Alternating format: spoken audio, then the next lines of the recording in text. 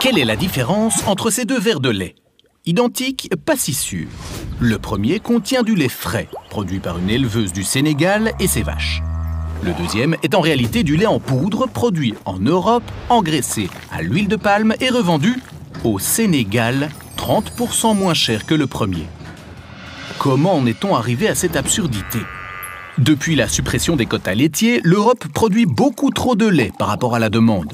Résultat, le prix du litre baisse, tout comme le revenu des éleveurs européens, contraints de vendre leur lait aux industriels à des prix planchers. Dans le même temps, la demande mondiale de beurre a fortement augmenté et son prix a flambé.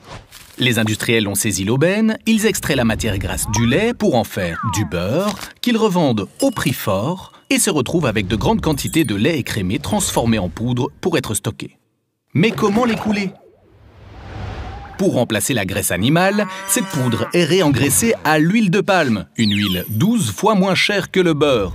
Petit détail, sa production provoque une déforestation massive. Ce faux lait est ensuite exporté en Afrique de l'Ouest où il est vendu jusqu'à 30% moins cher que le local. Une concurrence agressive qui étouffe les éleveurs de la région et les empêche de vivre de leur travail.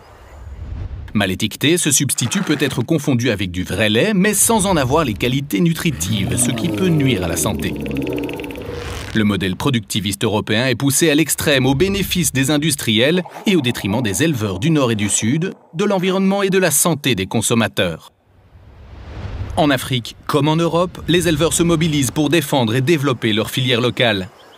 N'exportons pas nos problèmes. Ici comme ailleurs, soutenons les éleveurs.